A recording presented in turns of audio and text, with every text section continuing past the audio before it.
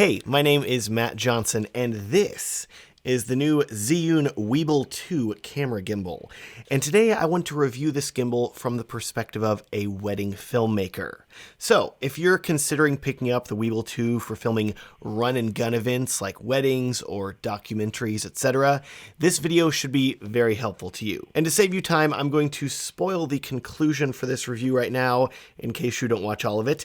And what I've concluded is that if you want to use this gimbal to film weddings, I cannot recommend it. While the Weebill 2 does offer some unique features, like a built-in monitor, it fails with a higher weight than the competition and poor battery life, brought about by Zhiyun building in a non-user replaceable battery that will most likely run out before the end of an 8-hour wedding day, even with only moderate use. This leaves you without a gimbal, unless you can find a place to plug it in and don't need to touch it for an hour while it recharges. In short, if you need a gimbal that will last all day at a wedding, the Weebill 2 isn't it. And there's your conclusion.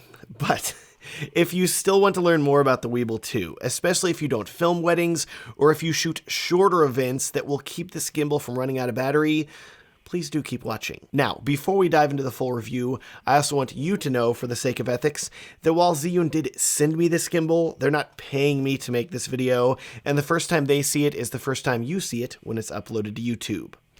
Let's get this review started. First off, looking at the size of this gimbal, I'm pretty impressed.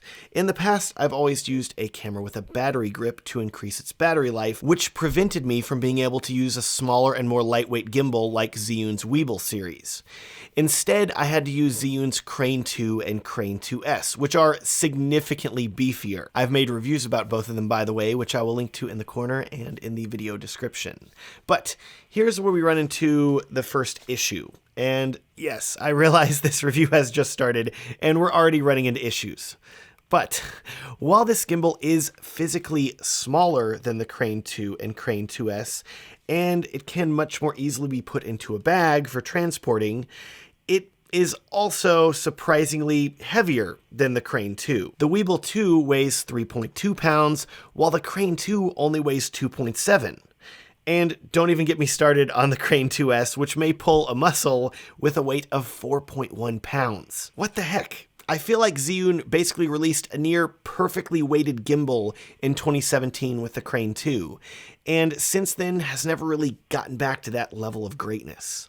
Anyways, I was watching Vu Nguyen of InVu Films recently review this gimbal, and he said Zhiyun's Weebill line is supposed to be small, but the Weebill 2 has gotten bigger and heavier.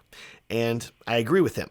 I feel like at some point here, Zhiyun has lost their way and started adding unnecessary weight to this gimbal. Incidentally, I'll link to his review below if you want to watch it. Vu's awesome. I also think at this point I need to mention the competition.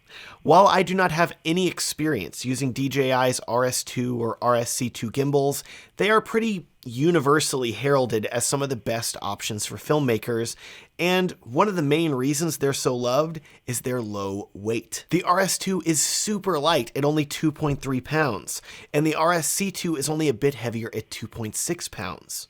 Comparably, the Weebill 2 is 1 pound more than the RS2. In addition, the RSC2 can even be folded to make it more compact, and the RS2 can have its grip completely disconnected from the top of the gimbal, which makes it easy to transport. In comparison, completely assembled, the Weebill 2 is shorter and more compact than the RS2 and RSC2, but because it can't fold or have its handle detached, it's still bulkier to transport, something that I definitely noticed whenever I was carting this thing across the country to film a wedding in California recently. All that said, I don't have any hands-on experience with the RSC2 or RS2, but if I had to pick a gimbal to carry around all day at a wedding, I'm going to choose my Crane 2 or possibly one of the lighter gimbals from DJI. Moving on from weight, let's talk about something that I really do like about this gimbal, and that is that Zhiyun managed to fit a full-size Manfrotto quick-release plate onto it. Because this gimbal uses standard Manfrotto plates, which I already have on all of my cameras, I can quickly and easily take my camera from being on a monopod or handheld and immediately put it on this gimbal and be ready to film in 10 to 20 seconds. Another thing I like is that the gimbal has a dedicated switch on the side that will let you switch between the pan, follow, and lock modes. I'm personally someone that pretty much exclusively uses follow mode, so I like being able to access that quickly. The con is that anytime you turn the gimbal off and turn it back on, it will default back to the pan follow mode, even if you have the switch set to follow. To correct this, you have to quickly flip the switch from follow up to pan follow, then back down to follow. And it's definitely something that I forgot to do a few times, and then I'm like, wait, why can't I tilt? Oh, right, gotta flip the switch. It's an annoyance. I'm sure they can fix it with a firmware update. Bugs me. Speaking of pan and follow modes, I do want to let you know that this gimbal is very smooth regardless of which mode you choose, and I have zero complaints about the overall stability of this gimbal. From a core standpoint of, does this gimbal give you smooth footage? Definitely. Yes, it does. No issues there. Zhiyun nailed that. Looking at the grip now, I find it's much more comfortable to hold than previous Zhiyun gimbals like the Crane 2 and 2S. That said, though, there are two cons of the grip. First, and this is minor and will only affect you if you're left-handed like me, but this entire gimbal is oriented for right-handed people. The joystick, the power button, all the controls are on the left side of this gimbal, which makes it incredibly easy to use if you're holding this gimbal in your right hand. But if you're left-handed like me, while the grip itself is still very comfortable to hold, I constantly found myself having to switch the gimbal back to my right hand to adjust any of the controls. It's very difficult to reach around with a thumb to do things and not drop this gimbal. In addition, this was also a hot and sweaty multi-day long California wedding, and sometimes I would find that my hand would begin slipping up the gimbal and it would start to push up against this thumbstick, and that could potentially cause it to pan or tilt when I didn't want it to. I've never had any issues being left-handed with any other gimbal that I've used because all other gimbals that I've used have had their controls in the middle of the gimbal where they can equally be reached by my left or right hand. So the Weebill 2 is biased against left-handed people, but that really isn't my biggest issue with it.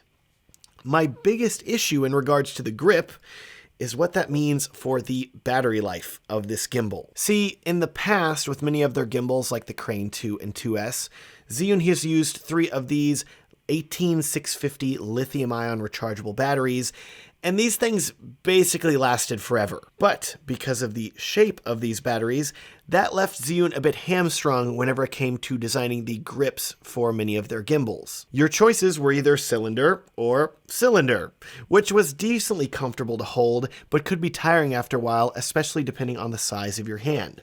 In this case, I have average-sized hands, I think, but because this is such a large grip, they couldn't even put a rubberized material on it because it would make it too large. So, to improve the comfort of this grip, with the predecessors to this gimbal, the Weebill Lab and the Weebill S, Zhiyun opted to only use 2 18650 batteries instead of 3, and they put them in the upper part of the handle here. Of course, though, because Zhiyun opted now to put all of the controls on the left side of this gimbal here, along with a flip-out monitor, there's no room for the batteries to go here internally. Instead, the Weebill 2 has a customized battery shape that is integrated into the handle and is not user interchangeable. And I initially thought that everything would be great with this. I took the gimbal out of the box, marveled at how much easier and more comfortable it was to hold than my Crane 2, and I was really happy with it. That is, until I actually started filming on the wedding day. I started filming fully charged at 8 a.m. using the Weebill 2, where I would film a few shots, then turn the gimbal off for it to conserve power, then turn it back on a little bit later and film some more. And even then, 6.5 hours later, by the time that 2:30 p.m. rolled around, this gimbal was reporting it only had 15% battery life left. And to be clear, the gimbal was balanced properly. I was using my A7S III with a lightweight Sony 24mm prime lens. I was doing everything that I could to conserve battery life. So here I was at 2:30 p.m. with the wedding ceremony at 5 p.m.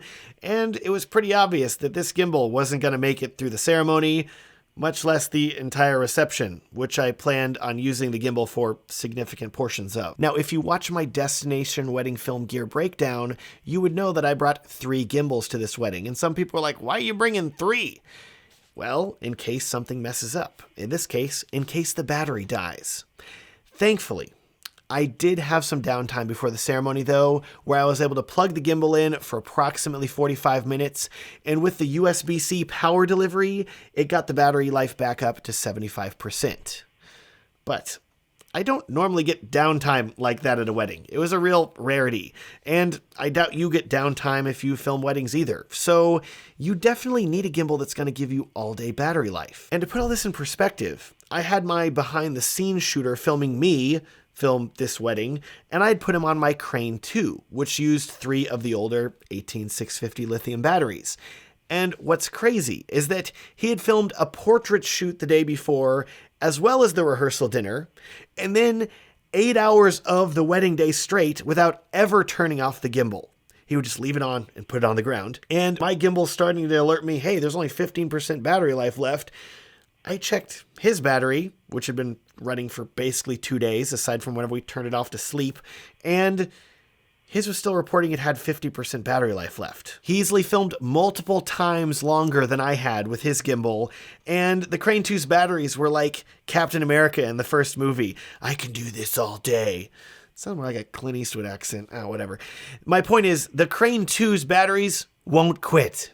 And even if they did quit, all I had to do was take one of my spare sets of batteries, because I brought several, unscrew the bottom of the gimbal, put them in, and that gimbal's going to be ready for more multiple days worth of shooting. Can't do that with a Weebill 2 though. Sorry, you're stuck with an internal battery that cannot be changed. And while Zhiyun says this has a 9-hour battery life, I definitely didn't see it. So, can you start to see why I'm disappointed in the battery life of the Weebill 2? I don't want to see you buy this gimbal, take it to a wedding, and then end up in my position where you're halfway through the wedding day with a nearly dead gimbal, and you realize you have no chance or time to charge it. That would suck, and is clearly the biggest con of this gimbal. Now, let's talk about one of the reasons that the Weebill 2 could be having its battery drain faster, and that could be because of the newest and biggest feature of this gimbal, the flip-out screen.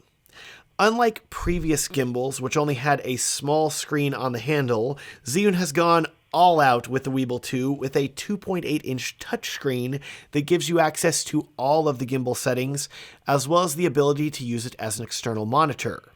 Could this be what was draining the battery? Well, no, because I never find myself using it. I used the monitor the first time that I turned on the gimbal to adjust some of the sensitivity settings, but once I had those dialed in, I had zero reason to use the monitor. I could have used it to change the gimbal to follow or lock mode, but I don't need to do that because there's now a dedicated switch on the side. Likewise, I could have used the screen as an external monitor, but considering that this gimbal has a dropped 45-degree arm, so I can clearly see my camera screen, I have zero reason to go through the hassle of plugging in a lot of wires from the gimbal to my camera. That's just going to add more weight, drain the battery faster, and in addition, because I try to be incredibly lightweight and mobile on the wedding day, where I'm constantly taking my camera off the gimbal and putting it back on for different shots, I don't want to have to deal with plugging in extra wires. That's just going to take more time, and I'm going to be missing shots because I'm setting up the camera. That's also the reason why, that even though the Weebill 2 offers features like a wireless video transmission system that will let you remotely monitor your camera, as well as a remote follow focus system, for a wedding, I don't recommend using any of those accessories because it takes so much more time to set up and can reduce your speed filming on the wedding day. Now, if you wanted to set up a dedicated gimbal camera that's always on your gimbal and has everything attached, that could make sense.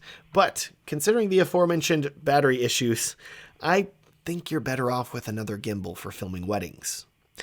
And that leads us to the conclusion of this review.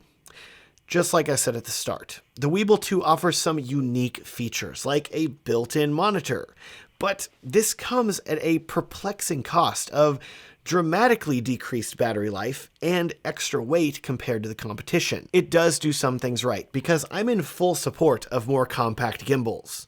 And whenever you compare it to Zhiyun's last gimbal, the Crane 2S, it is significantly lighter and smaller. But Zhiyun isn't the only gimbal manufacturer in town, and if you look at the competition from DJI, they're winning in the weight and battery life categories. Maybe I should just buy an RS2 already. With that, thank you so much for watching this review of the Weebill 2. It would be a huge help to me if you would consider liking this video and subscribing if you want to see more videos for wedding filmmakers in the future. Speaking of wedding filmmakers, if you happen to film weddings, you probably want to book more couples and film more weddings, and I would love to help you out with that. So I've created a free guide that's going to walk you through some practical steps that you can take right now in your business to book more couples and film more weddings. It's a completely free gift to you. You can download it at the link down in the video description. Thanks so much for watching and have a great day.